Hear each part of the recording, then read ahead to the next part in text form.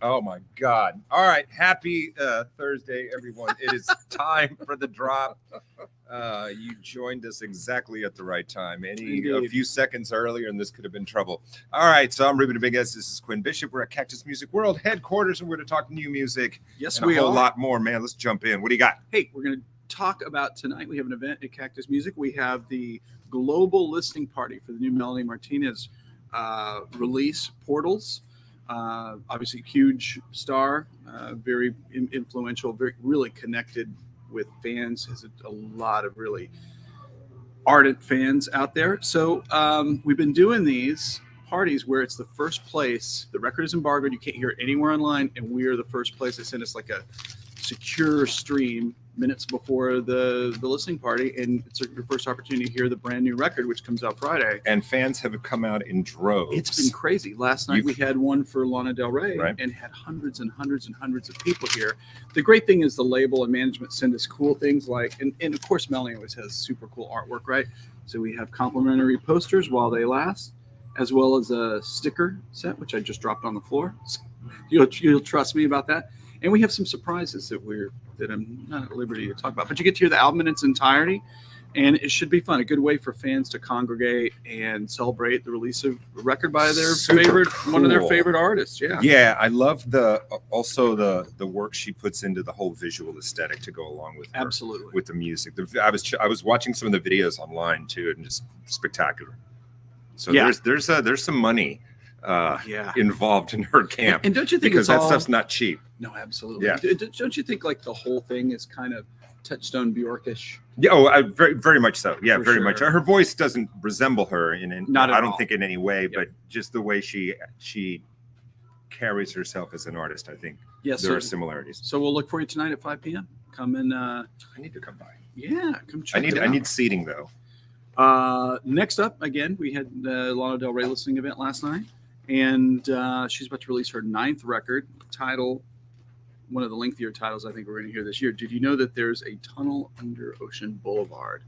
Obviously, huge artist. This is her 9th record. You know, when she dropped the tracks from this, it basically broke Spotify. Yeah. Right. A&W and the Grants. There was, I think, 3 tracks that preceded the album coming out. But I mean, you know, she's the first person to have like 5 gazillion streams or something like that in a short amount of time. She's the most searched woman on the web right now. I did not know that. It is nutty. Very ardent fans, but can we show that?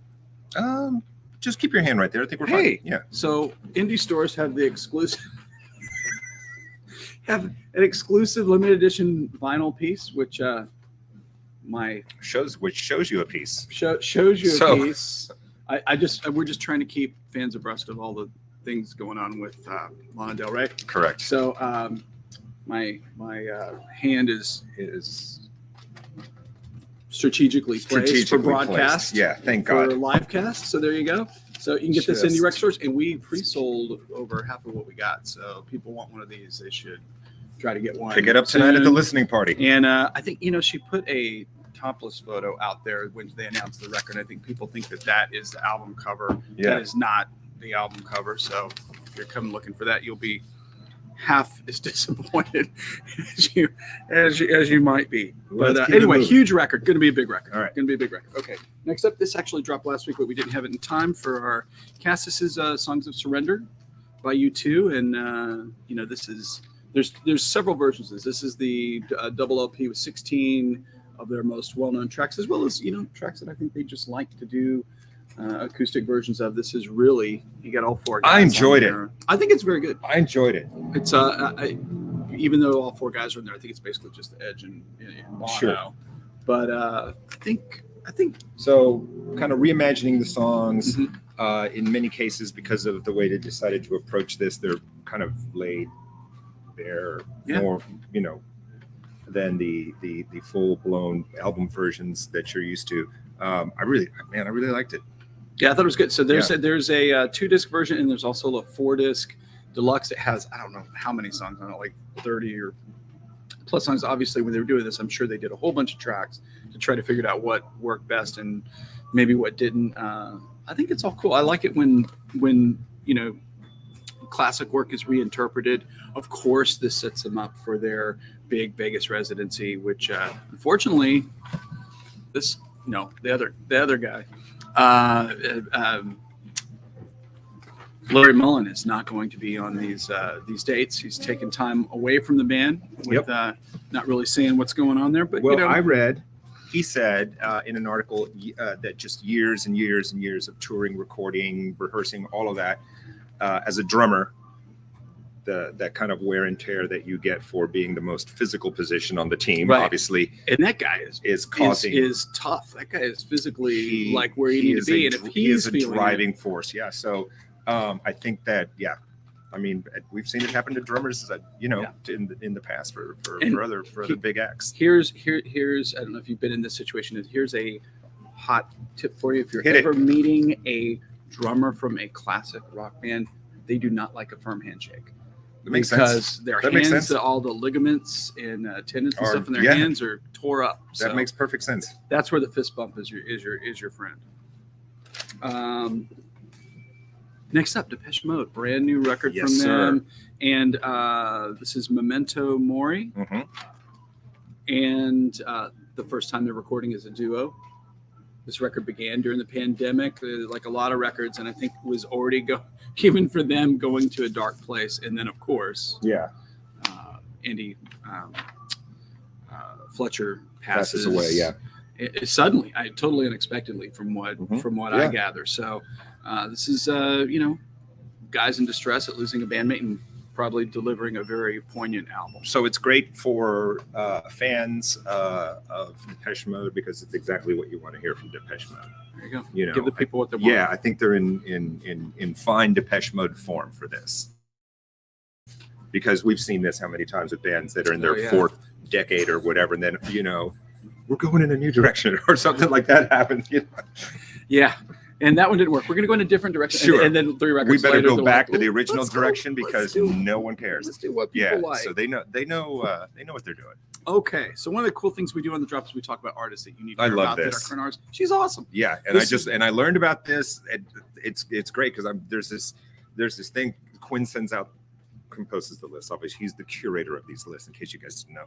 So I always, as I'm doing my homework, get to discover always something that I love. And this was amazing. That's good. Yeah, so Caroline Rose, I will tell you, she's a staff favorite. I loved it, we man. hosted her for an in-store that was completely unhinged in the best possible way. I can only imagine. And she is funny. She's cool. I think this record is maybe a little, again, another pandemic record, so a little darker than her last record was 2020, but Superstar, the previous album, topped all the staff lists. She can really play with these different colors in her voice really well. Yeah. And I like it when she kind of kicks in that urgency a little bit. In the first 2 songs, or no, which 2 of the songs? There's 2 of the songs that in video form are part 1 and part 2. I know Miami's one. Is it Miami? I haven't seen the videos. Dude, do yourself a favor. They're beautiful. They're so well done. But I guess it's a 1 and 2. Miami's definitely one of them. My brain is conking out. But you're gonna dig it. It tells the story. It's a love song, I guess. In a way, in 2 parts. This is really good. Highly recommended. Go get this. She's clever and cool, and a tremendous live act. She comes to town. Go see her on New West Records, which we're partial to. Oh, she's on New West. Right on. Yeah, dude. Where's she from? She is originally from, I think, New York. Something like that. It's probably totally wrong. I don't know. How about that? How about that? I don't know. Here's your pick right here. Okay. All right. But please keep watching. For a limited time, you can. We have a contest here at the store, and you can win a Fender guitar. I don't know which kind of Fender guitar. Technically, I'm not staff, so I can enter. You can if you want to spoil it. Because I need another Fender guitar. You can win a Fender guitar, or a brand new turntable here at the store. While you're picking up the Carolyn Rose Art of Forgetting album. New Iron and Wine EP. This is called Lori, and you might be wondering why it's called Lori. It's him covering Sam Beam, actually, is Iron and Wine, covering Lori McKenna, who's one of my favorite modern era songwriters. She's written tons of hits for all kinds. She's a Nashville writer for tons of people. I think we've talked about her previous record here on the drop. One of the great living songwriters from a female perspective. And or any perspective. But it's cool. He just covering 4 songs by recorded at Sun Studios. Very in nice. Memphis, yeah. And this is on a limited edition sky blue vinyl. Sky blue vinyl, man. So, I don't get it. Yeah, I'm really anxious to hear that. I haven't heard any of that. I'm going to be listening to that tomorrow. 4 songs. There you go. All right. Bouncing Souls are back. Nice. They have a new record, 10 Stories High. This is their first in 7 years. Wow. I love the cover art. I like that. Yeah. Kind of graphic novel looking thing. Mhm. So, punk band from New Jersey. And let me just say, I think one of the interesting things about this band is they're associated with Epitaph Records for a long time. And, Epitaph is really, they're the label that built the whole California punk thing. Like it's all structured around California, but yet they're a New Jersey band that good band. came in big on that. This is on the Pure Noise label. Yeah. But I'm sure their fans are happy to have something new by them and hitting the road. So people can go see them, buy a ticket and see some music. I love the art. Looks really cool. It does indeed. And you have a feature from the legendary Kevin Seconds on here. Oh, how about that? Seconds. Hey, Trent Reznor. Yes. And Atticus Ross. So these two guys. This is cool. These two guys. So this is a soundtrack for the movie Mank. And for those that you don't know, we know Story of Herman Mankiewicz. Yeah. And this is a period piece film. So 1930s. The thing that's very different from this, from the other Reznor Ross soundtracks, is they really keep there's no synth work on it or whatever. It's very of the time, trying to keep it with the period piece. Should be great. The reviews and the music on this are terrific. And if you don't know, the Dark Lord Trent Reznor, 9 Inch Nails. This guy has really emerged as one of the big soundtrack composers with Atticus Ross over the past few years. He did Gone Girl, Girl with the Red Dragon sound Tattoo. Like any Trent Reznor that So you'll probably. I feel like in those situations you hear a sense of melody, or you'll hear something that you're familiar with in their music. But so you did Fight Club, A Girl with the Red Dragon Tattoo, Gone Girl, Soul, the Disney film. It's always I like it because his soundtrack work. It still does have that thread of experimentalism through it, but it works with the film. Incredible stuff. Yeah. Again, not the typical. If you don't know, not the. And in a deluxe box. How about it's that? very cool. Yeah, that's super limited. I don't think there's that many of those. The movie got very good reviews as well. Excellent. Okay. Next up, Marc Broussard, Louisiana recording artist. Yep. Really, I love this guy because you can tell he loves Donny Hathaway. Like he sings very, very soulful. But he has this charity, the KTBA charity, which let's give you a quick look there. Check it out. Can't remember all the specifics in that, but anyway, he's done 4 of these SOS Save Our Soul records where they're all covers records. This one's produced by Joe Bonamassa, has a bunch of guests on it. I just love to hear Marc sing, and he's great to go see live as well because he does a great job of mixing his original material, which is really strong, along with great covers and shows. You got J.J. Gray on this record. You're gonna hear some fun guitar playing. Bonamassa's on a couple of tracks, and a guy that I love, Josh Smith, who can just blaze. There you are. All right, and next up we have the return of Nickel Creek, their new album Celebrants. Bluegrass from Carlsbad, California. I think everybody is aware of this group because they basically broke on the scene when they were under 10 years old. Right. And so that's Sarah Shawn Watkins as well as Chris Thiele. I mean, just monster players and have been all of them. Years. Yeah, but Thiele especially. Savant on the mandolin. Award-winning Graham. I mean, they had to build another. And they were young. That first album was barely in their 20s, I think. Yeah, and I think it's been interesting to watch them keep making records and grow because there's real artistry there. I mean, a lot of the bluegrass stuff can be kind of rote and just like, hey, I'm just playing all the notes and look how fast I can play and all that stuff. I mean, they really emerged into big artists and of note, and it's just been fun to watch them do that. Yeah. It's fun to watch like musicians that have such a great start as youngsters and see kind of where they go and their career. And grow, they're still doing important work. Yeah, I love that. All right, we're going to keep it country. This brand new Luke Combs record. And this is just 9 months after his previous record, which was Growing Up. Mm-hmm. Well, What do you do 9 months later? You're getting old. Yes, sir.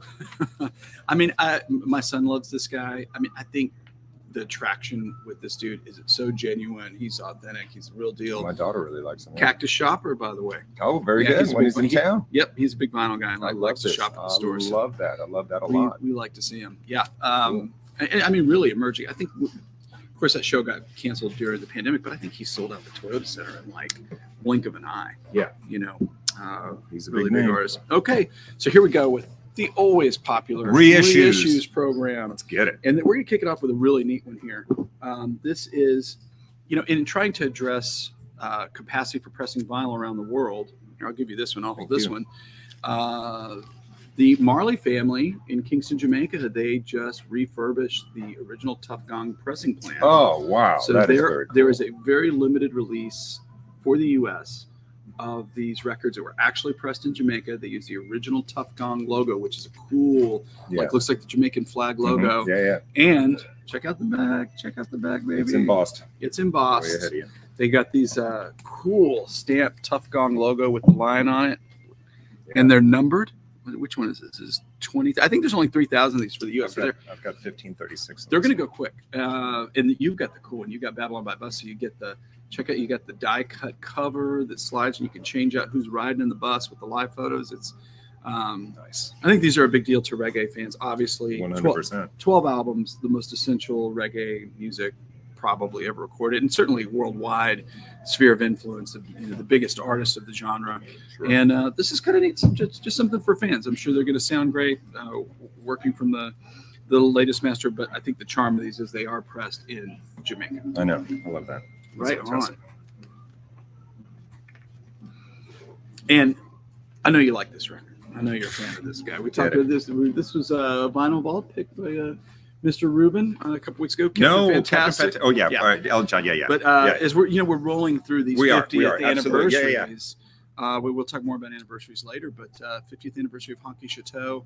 This is his fifth album. Fifth studio album. This came out in 1972, and he was already 5 albums in. Isn't that wild? Yeah. Because at least one a year. You talked about Luke Combs coming out 9 months after. I'd have to go look at it, but I know Elton John had a run there where I think he was doing 2 albums a year. He made a record every 6 months for I think 6 years or something like that. Yeah, which is because I think Greatest Hits came out in what, 74? Yeah, 75. Yeah, and so I mean, think about this. When your favorite artist makes a record every year or 2 years, and you're like, oh man, that record's a little, maybe not as good as the previous one. This guy had to cram, 10 or 12 originals in a record every 6 months. It was just amazing what a tear artistically he was on. And of course, there's a bunch of extras in this. You get new session demos that are previously unreleased, an 8-page book with photos, rare photographs. And of course, this is available on CD and in an expanded box set as well. But this is the vinyl edition, which we like to talk about here on The Drop. Featuring the classic lineup, obviously John Ponte was not part of the classic lineup, but he appears. The rhythm section is great. Oh yeah, man, come on, D. Murray, Davy Johnstone, Nigel Olsson, and of course. And this record kicks off. So Elton had 7 number 1 records in a row that debuted. Isn't that crazy? In the top 10, and this was the first one. Oh, so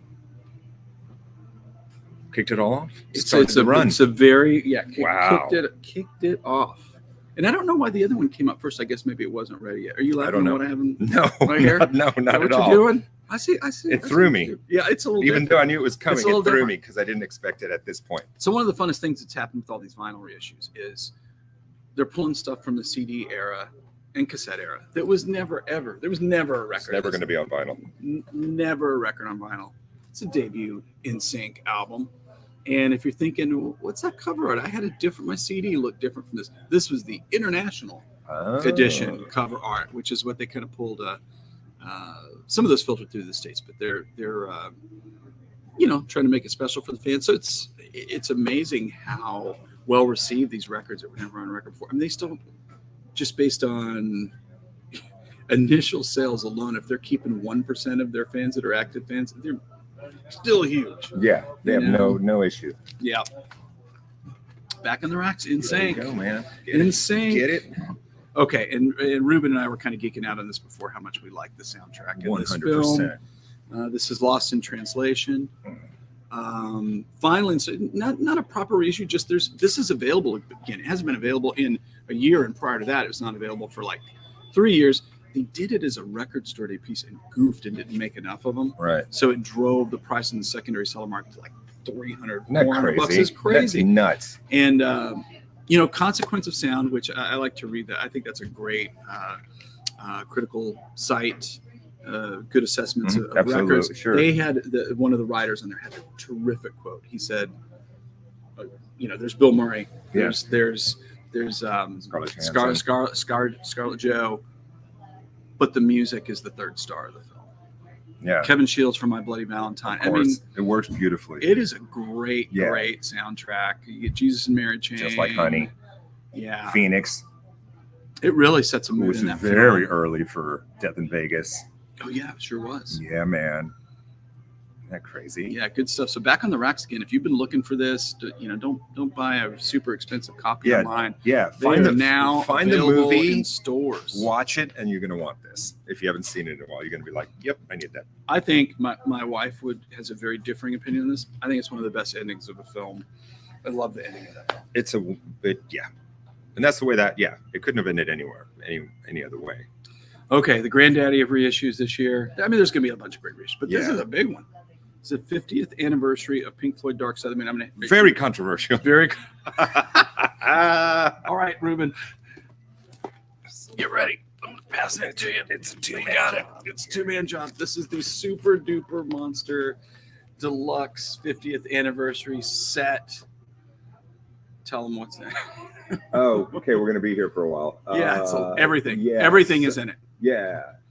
Dark Side of the Moon, remastered studio album, Dark Side of the Moon live at Wembley, Dark Side of the Moon. Oh God. I can't even, we'd be here forever. Blu-ray. You get the sticker on the front. Okay, let's go. The easier thing to read. Go ahead.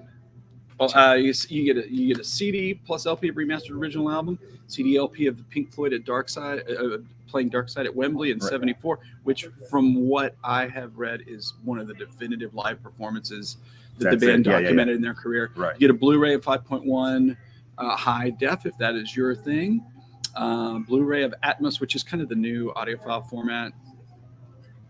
We can talk about that at a time. Sure. DVD 5.1, a whole lot of 5.1 going on, but you get a 160-page hardback book, music book of the original album. That's kind of cool. Replicas of the 7-inch singles and just memorabilia. Wow. I guess they're letting you be surprised in that. But it is this thing is the coffee table book that's a coffee table. This is Cosmo Kramer would say. Ridiculous. It is ridiculous. And so you're thinking, for fans, I don't need 3 5.1 versions of the audio on that. Right. You're right. You probably already have the album. Yeah. And you just want the live at Wembley. That is a standalone piece on LP. I like what they did with the logo here. The 50th logo looks cool. I like how they did. And like I was saying, this is like this recording has been sold in a not so official way for decades and is generally acknowledged by fans. It's like a big one. And I love they used the original drawings by Storm Thurgeson for like how he was going to design the album art. Pretty cool. So I'm excited about this. We're going to be playing this in the store a whole lot. If you just showed somebody the artwork, is there a more recognizable album cover ever in like the history of rock? You know exactly what it is. It's probably with no text, probably. And I remember saying, so here's another thing. Coming off of, I don't know if you remember Abbey Road, like the guy that designed the album cover. Somebody like pointed out to us like, dude, you're gonna get fired. It doesn't say the Beatles on the front. And he's like, oh no, I am gonna get fired. But it ended up being a big thing. And then just a few years later, you saw a lot of bands not have their name on. And granted, they stickered the cover, but there's just something about being, that's that. That's it. That is it. That is it. That's photograph. Okay, our returning vinyl vault. Yes. Series. All right. So, and I know Ruben saw the name on here. He has no idea what this is. I have no idea what it is. None of you have any idea what this is. So we take turns every week, and this week it is time for my good friend Quinn Bshop's pick. What do you got? So I like to pick these vinyl vaults that kind of tell a story. Yeah. And so this is a record by a band. This is an incredibly rare record. There's only 500 of these pressed in 1975. This is a band called Highway. Look how cool the album art is. It's not even on a label. I've never heard of this. Yeah, you would not. It really, for those of you at home, the only way you can really hear this is on YouTube. They only pressed 500 of these. I mean, I've only ever seen one copy of this. So the story was in the mid 70s and in the early 70s, if you were a rock band of some import or whichever kind of music you were playing, you pretty much had to move to the coast. You either had to move to New York or LA to get a deal and get signed. And there were all these bands that played in the Midwest, which they would call the flyover states, right? Yeah. Well, and even those bands that were big in that area, even though they were on major labels, Kansas, Styx, had to get out of town just to. Yeah, exactly. You know, those groups, REO Speedwagon's a big one. They didn't sell records on the coast. They only sold pretty much records in the Midwest. They worked their asses off. Right. Played 200 shows a year doing that. If you lived in Iowa, Indiana, or Ohio, and you went to see any of those acts between 74 and 75, you probably saw this band. These guys probably were the opening act or their manager, middle of the bill. Their manager was a concert promoter, and anytime they had those bands playing, he would schedule these guys to open. They played like 150 shows a year, toured relentlessly, but never made that move to the coast. Right. Made one record, didn't get picked up, didn't get signed by a major, and it sank without a trace. Wow. This is a phenomenal record. This is one of the holy grails. What's it sound like? It is power trio. Yeah. Great guitar player. Somewhat unusual rhythm section. It's kind of wonky in places, but drummer kind of overplays a little bit, but it works. Yeah. So kind of more of like a Midwest Rush. Okay. Kind of rootsier. Kind of rootsier. Check it out on YouTube. It's so for this album, somebody comes in here wants to buy it. What does this cost? About $900. About $900. So and that's people sealed copies and check those. And I want to party with these guys. I know. Look at those dudes right there, man. It's You perfect, knew man. they were great. They were whooping it up. But there's tons Much of records respect. like this that were regional records, even out of Houston. You know, I mean, you think about even in the '80s. I mean, look at the Judys. Look at the bands that were big, but never cracked through. Yeah, never made it out. And that's kind of the beauty of America being such a big country. You had those regional pockets of people that made great records and never really found a bigger audience. Well, and I can't remember. You know who talks about a similar thing, and I've heard him talk about is Little Steven talks about the East, like the Jersey guys and all these great bands, and it's like everybody knows Bruce, but there were so many great bands kind of kicking around that very fertile scene that produced him, right? That nobody's ever heard of, you know. And he used to play a lot of them when he was still, was it on Sirius when he had his show? Yeah. And anyway. And so it just goes to, I want to tell you, just because something is not necessarily on a major label or didn't find a huge audience does not mean that the art is not superior. You know, there's a lot of factors that go into why somebody sells records. Let's talk about some anniversaries. Let's do it. Some big anniversaries. It's a huge anniversary in Houston, Texas, and around the world. Yeah. Look at that. 40 years ago today, and we're talking about March 23rd, 1983. This little old band from Texas put this out, which they were already an established band selling out major concerts. I believe they'd already been to Europe probably a couple of times at this point, and then they dropped this and changed their whole game. Synthesizers, drum machines, and to me, like the guitar tone is the first time the guitar tone has a lot of signal processing. Like it's just, I mean, it's still ZZ Top under the hood. Yeah. But and let's just say this: so many of the '70s rockers going into the mid '80s had trouble continuing to sell records and changing with the times. I don't think anybody did it better than these guys did. Yeah. I mean, everybody catapulted them to superstar. Right, where everybody else was kind of petering out, they hockey sticked in the biggest possible way. And 3 videos you could not get away from on MTV and anywhere else that was showing video: Legs, Give Me All Your Lovin', and Sharp Dressed Man. Absolutely. And you know, And the whole record was super deep. The whole record was great. I remember, the year after this thing came out, you heard it everywhere you went. Yeah. We went to, I'm originally from Arizona. We went back to see family. We hadn't been back in a couple of years.